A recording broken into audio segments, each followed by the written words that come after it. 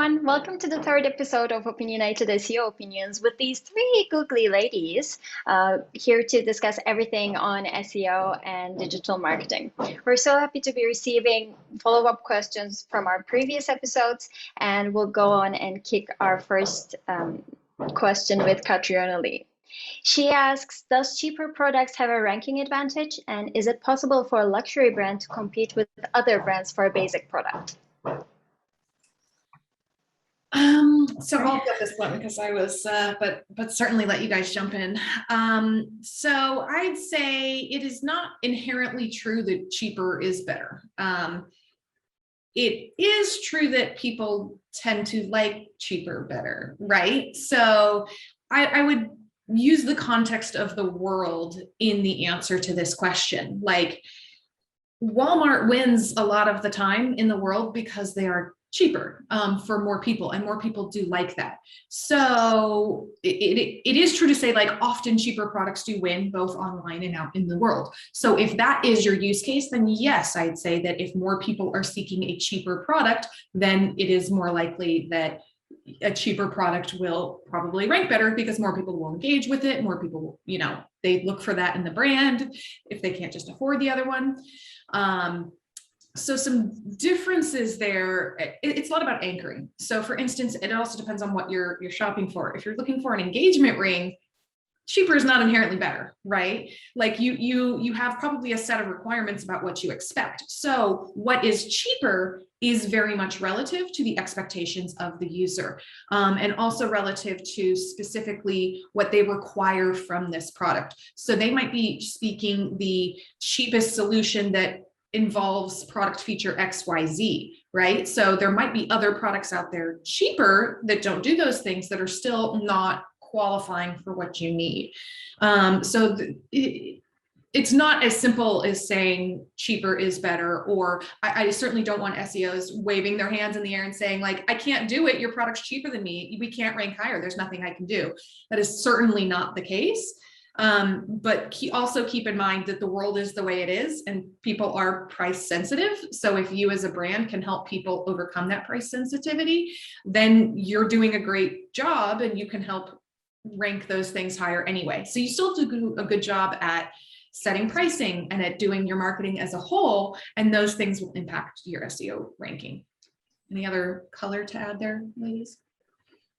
I think that's just where, the digital PR, or really just PR in general for your brand, will help immensely, right? You look at luxury brands and they're completely relying on their reputation. So there's almost like, even if you're, for your own products, you kind of have to adopt the same mindset. Or I've also worked with brands where they know that they're the luxury or the premium product, and they've just really leaned into it. Like, for example, this was on PPC, but they had ads saying things like, if you have to ask the price, you can't afford us, which is really interesting and a little bit courageous, I guess is the word I'd say. But it worked for them because they actually started paying only for those clicks where people were actually interested. So I think there's even just like a certain level of like, own your position in the marketplace and really lean into it as a brand in general. And if that like brand value or identity is reflected in your SEO, I think that will naturally help with your positioning and attracting that right kind of audience as well. Because, between the three of us, if we were searching for the same products, we're not going to have all the same rankings, right? Because of the personalized results. So you may find all different, you may just have a better time finding the right types of people that Google wants to connect you with. Yep. That also means different people look for different things based on their qualifiers, right? Are people looking for watches? Are they looking for cheap watches? Are they looking for luxury watches? Are they looking for watches by a brand?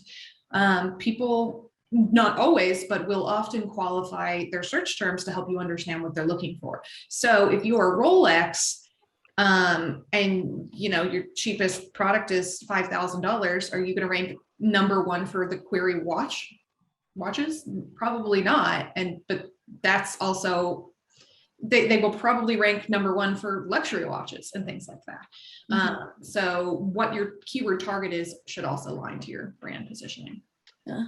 And I do think you brought up a really good point about like just call out the features that maybe are different or like different use cases for your product. Yeah, the search volume is obviously going to be lower on those, but you know, if you're looking for jeans, if I type in jeans, there's going to be like probably Levi's coming up. But if I'm looking for like super comfortable jeans, maybe 7 for All Mankind will now show up. So, you know, obviously very different price points. And so, you know, it's still that lower search volume, but also at the end of the day, the person who types that longer term is probably more the person you're looking for. So I think even just having that level setting of what are you really going after? For if you are a premium product and your competitors are cheaper than you, are you guys really going after the same audience? And if the answer is yes, then I'd say there's probably some positioning and some pricing that you've got to work out internally, or figure out how are your competitors doing it so cheaply. But otherwise, it's, you know, likely what's happening is you guys actually aren't going for the same people. Like Mercedes is not going for the same Toyota audience most of the time. Yep. You know, so I think there's just figuring out who are you actually going for. Exactly. And I don't really think it makes that much of a difference.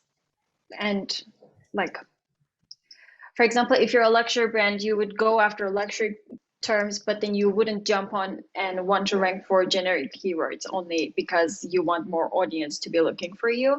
And if you really want that, maybe you can work on some demand generation and just doing your PR and outreaching to those different audiences and providing them what they really want to see, rather than having just a basic product, but like, don't you deserve this quality kind of stuff. But that's definitely something that you should work out like internally first, and then maybe go after the generic keywords if you really want to.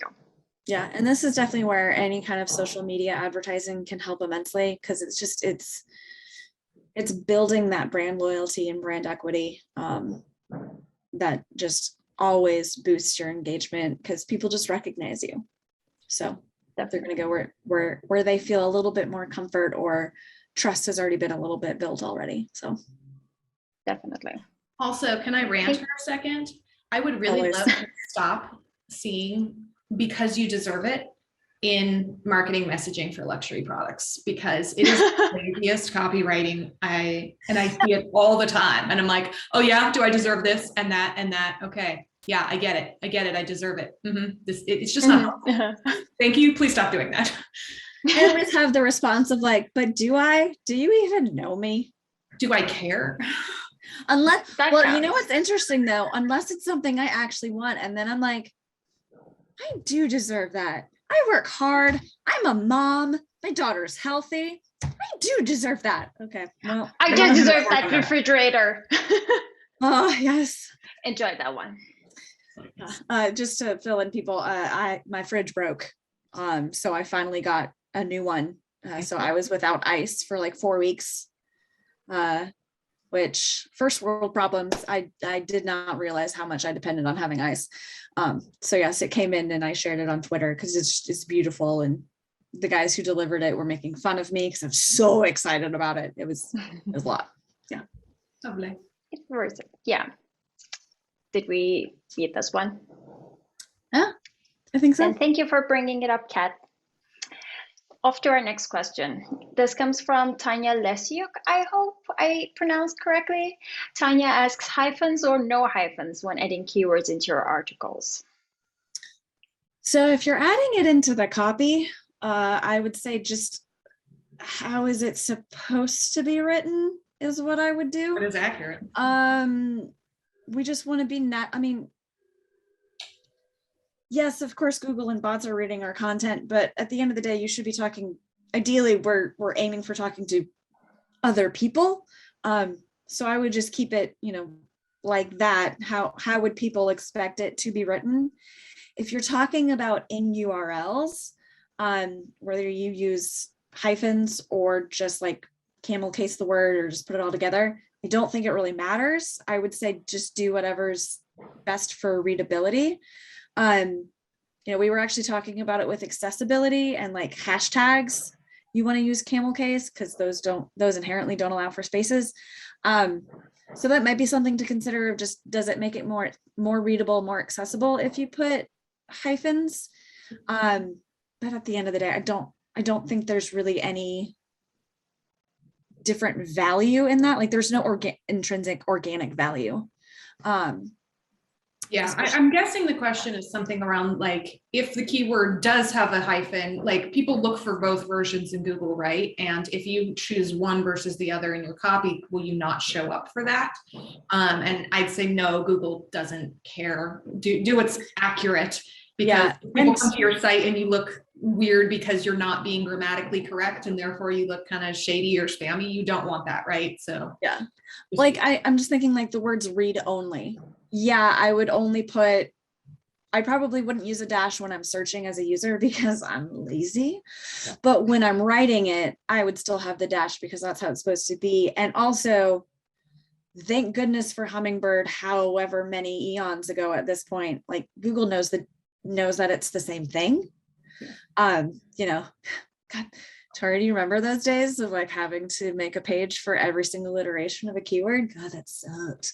So glad we don't do that anymore. So yeah, I would say always lean towards how are users expecting it to be, or like be grammatically correct, unless maybe you're Urban Dictionary and you don't have to care.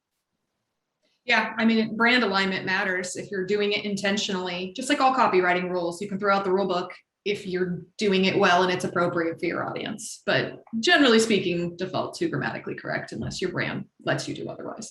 Yeah.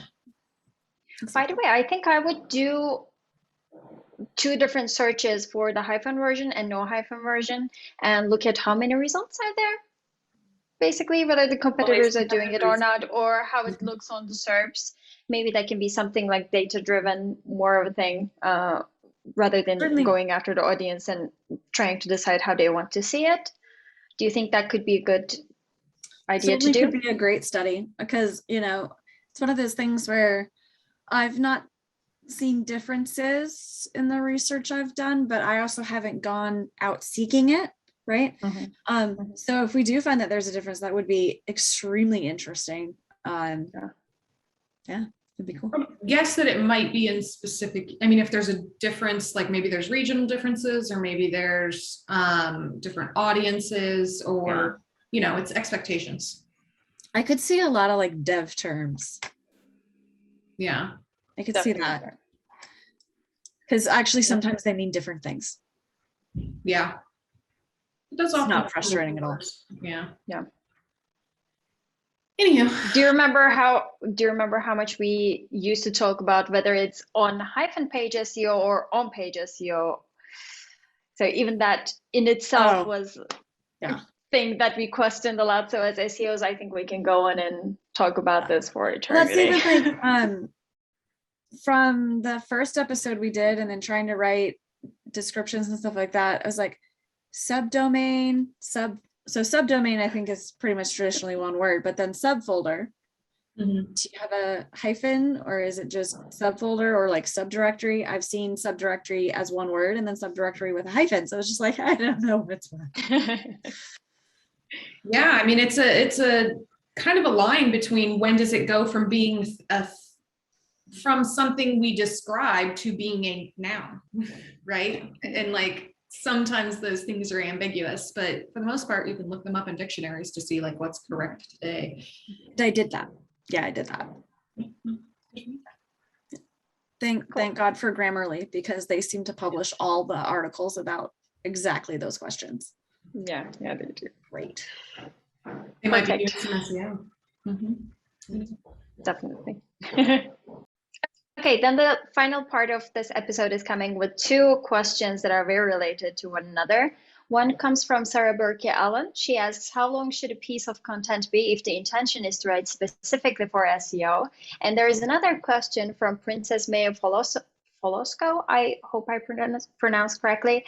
Long, in-depth article that answers a query comprehensively versus shorter articles that answer a single question. Which one do you think is better for SEO? All right, so as always, it depends. Tori, you want to kick us off? Yeah, I mean, I think the short answer would be, generally speaking, longer. If it's a topic that is juicy enough that it is worthy of long form strategic content, then a blog post makes sense, and it should probably be quote unquote longer. Now, what is long? We can talk about that. But I think there is a valid use case for someone asks a question and you want a quick answer, right? So I would say a blog post is maybe not the right format for something of that nature.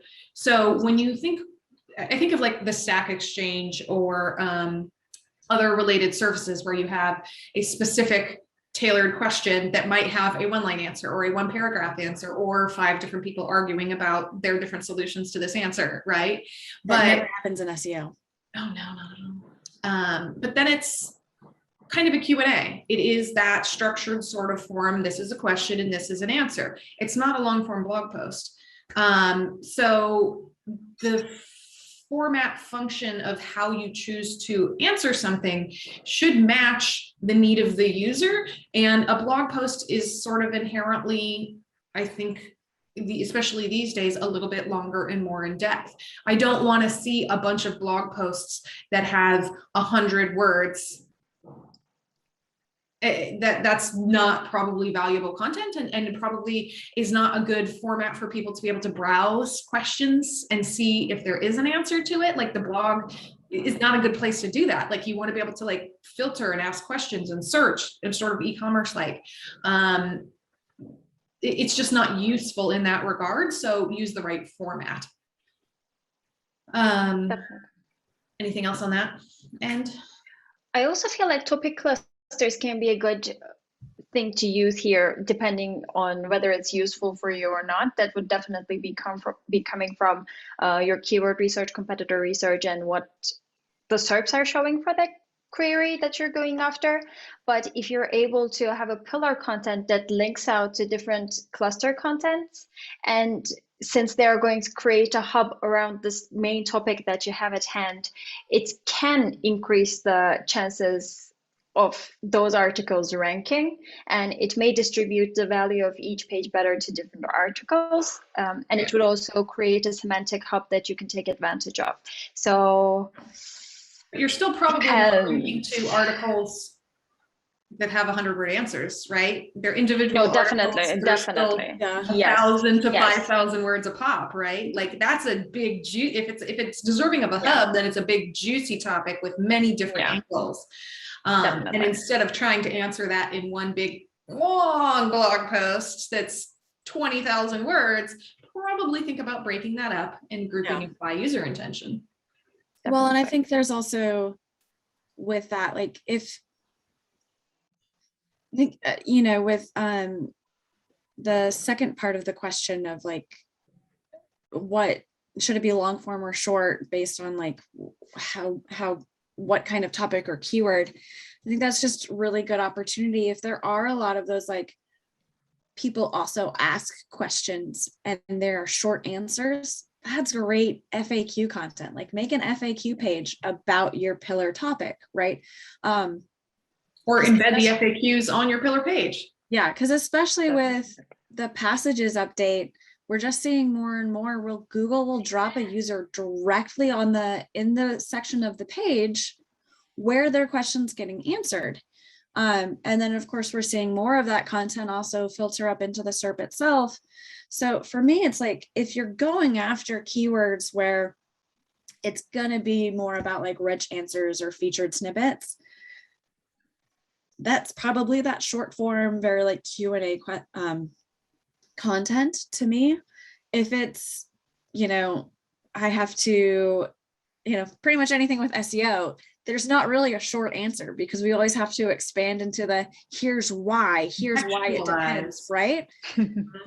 Then that's why we write 2,000 word keywords, because we're trying to explain all the different factors that go along with that, right? Because we can inherently say, is long content better? Typically, yes. But because we're also making the assumptions that longer means you're speaking authoritatively, you're being expansive on the topic, and you're also not filling it with filler or fluff, right? So it needs to be meaningful. It needs to sound like a conversation. And let's face Right. it, nobody likes the car sales guy that just like adds 3 adjectives every time he talks. Like it's, so you gotta think about, you know, again, that content, you're speaking directly to a user.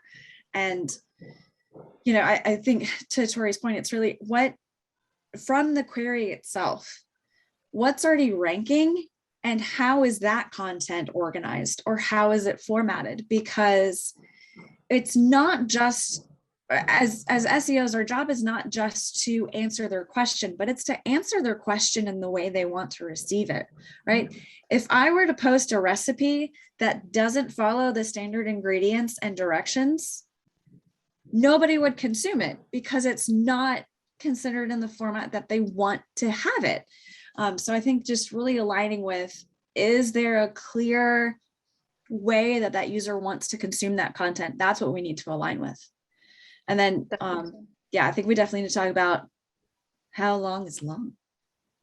Yeah, and to your point about competitive research, I'd say the answer is it depends, and go do research and understand how long is the content that's already ranking, how does that vary, and what is the quality of the content according to your expert opinion of, are they meandering on and just, you know, rambling and providing a bunch of unnecessary information, or are they being, you know, are they really nailing it? And then you can anchor what subjects do you want to cover within the context of that broader topic that is your target.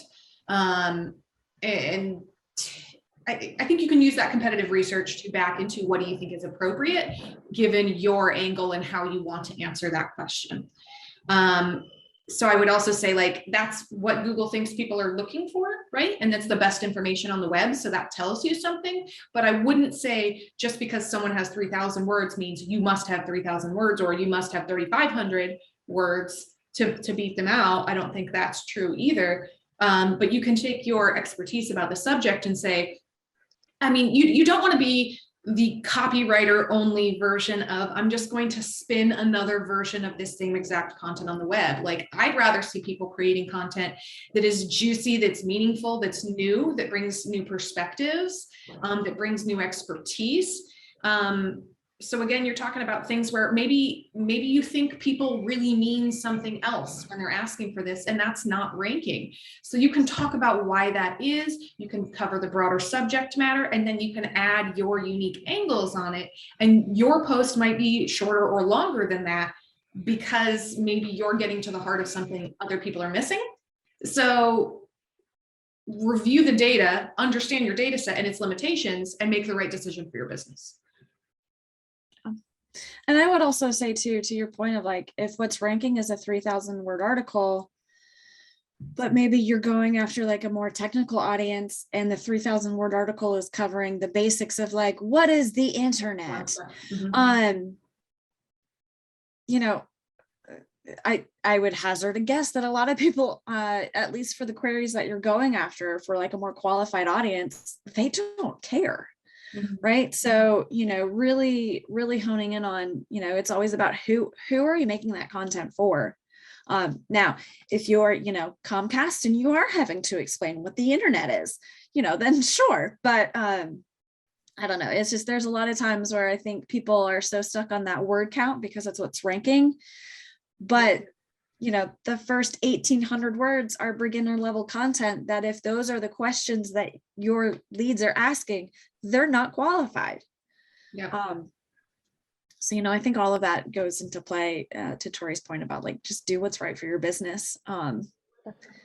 But certainly, as a general rule, longer form content generally performs better. Again, I think it's just because that person or that site is usually talking about a topic more in depth, more authoritatively. And ultimately that's what Google's looking for, is someone that they can trust actually knows what they're talking about. Yeah. Definitely.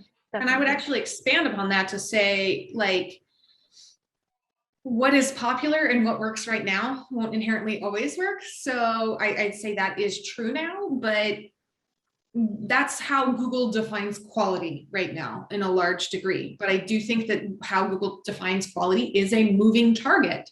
And I think actually in our next episode, we will get into that in more detail when we talk about the future of content. So I'm excited about that. But, you know, to set the stage there a little bit, it used to be volume.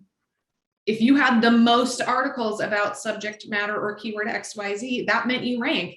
Now that's kind of a nightmare and you don't want to do that. So if you are trying to do your best to think about your users and their needs and how you know, even if Google hasn't caught up to you, try and stay ahead of Google. And that I think will play well for you in the long run. And just because everyone's doing the same thing, if everyone's going after a long tail strategy, maybe you should go after a head strategy because there's gaps there. Like you do your competitive research, not so you can just copy your competitors, but rather so you can determine the right way for you to approach it for your audience. So you can stand out instead of be like everyone else. Yeah, definitely. When we say do competitive research, sorry? I was gonna say, did I interrupt you? Sorry, please go. No, thank you. The thing is, when we say go and do your competitive research, look at what the SERPs are revealing right now. We don't want to say go and follow it completely because, as Tori said, it's a moving needle and you have to exceed it every time. And you cannot be following it. You have to set the standard so that you are somewhat ahead of the game. So I think it was a wonderful thing to say. Thank you for reminding us that it's always moving and changing. Well, and I think as long as, you know, to be successful in SEO, the biggest thing to me that you have to keep in mind is that Google's job is to provide answers, provide the most meaningful answer to their user, which, you know, you take everything that Google owns and still the majority of their income, or the alphabet company, whatever, comes from Google Ads. So like they have to continue being the best source of information for users searching, or else they're going to lose that revenue and someone's going to go on Bing or DuckDuckGo or, you know, what have you. So I think as long as we keep in mind, like at the end of the day, that is the business that Google is in. And so we need, and they're just getting smarter and better. And, you know, they have trillions of data points to show what users are looking for and their expectations and what motivated them and all of that stuff. And then of course you take in each individual person and they probably know everything about us, you know, it's fine.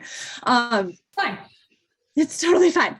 Now I have a smart fridge that one of my friends was like, they're gonna know what you're eating. I'm like, I'm sure they do already. I order my groceries through Instacart. So yeah, so they have all of that information. And at the end of the day, they're just trying to be that information broker. And so as long as we're aligning with who are you trying to go after? What's the conversation you want to have with them? Like, as long as you're always moving in that direction, I think you can't fail. So that's where we really need to think about like the user experience. How are people feeling when they're interacting with our brands? We have to think about that as SEOs or we're going to get behind the curve. Yeah. So I'm really passionate about that subject. I like it. You're not going to win by copying everyone else. You're going to win by identifying gaps and doing it better. Yeah. I also saw something very motivational. I think it was it's either on Twitter or LinkedIn today. It's a billboard that Netflix made, and it said like, keep going with your dreams. After all, we started with DVDs. So I just want to tell everybody that, like, just keep going. Just keep trying. Yeah. Don't stop believing in what you do and never stop testing. Just go out there, explore, do it. Test, and don't be afraid to learn. I think there was a similar thing for MailChimp. Like someone was posting on like some forum that they were thinking they'd start to offer this like email solution for someone. And then some internet troll comes in and is like, that's not going to be useful. And here's why. And it's, well, you know, it worked out for them. No internet trolls. What you believe in. Thank you for mansplaining. What would we do without them? Literally, and you guys can check out in my upcoming article about JavaScript. I have assigned two, I kid you not, it says 2 persnickety developers because I know they're going to come at me. And it's like, let's do this.